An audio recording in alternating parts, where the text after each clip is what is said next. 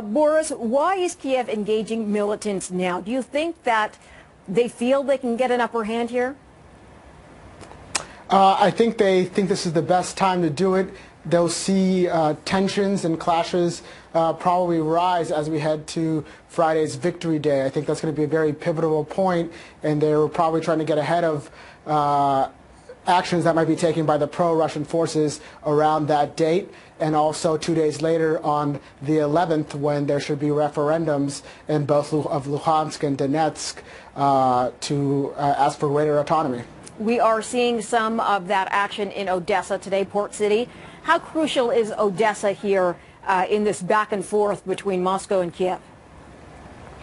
I think it's critical. After losing Crimea, they are lacking the sort of port and infrastructure they need to maintain their navy as well as their trade routes.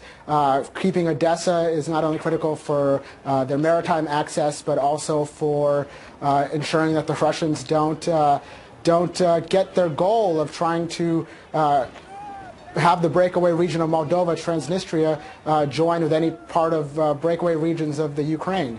So I think it's a very pivotal point for the Ukrainians and the Russians. Russia is now saying that if this attack by Kiev continues in the eastern part of the country, this will destabilize Europe, not just Ukraine or neighboring countries, but Europe. What do you make of this threat? I think that it's a difficult threat to assess, because I don't think they'll be attacking NATO countries. They are taking unhelpful steps. Today they suspended a military agreement with the Lithuanians, for instance, that creates greater transparency over the Russian military maneuvers in the area of Kaliningrad. So there's a lot of things, unhelpful items that the Russians could do in the Baltics and other parts of Eastern Europe that could potentially destabilize the area. But I think that's short of what you're seeing happening in Eastern Ukraine or the Crimea. You mentioned Friday as an important day. Can you expand a little bit about why it is an important day?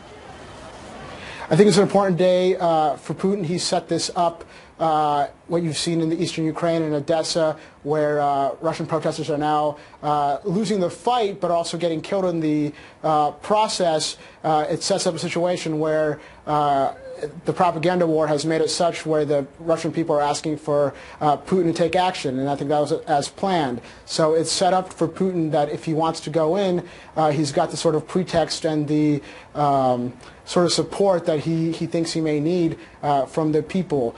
So it's a really pivotal time. I think you'll see a lot of clashes potentially on Victory Day, and it could be really a jumping off point for further military action for Putin, as nationalism and will be high after their annual Victory Day parade. All right, we have Boris Zilberman, Foundation for Defense of Democracies, joining us. Boris, thank you.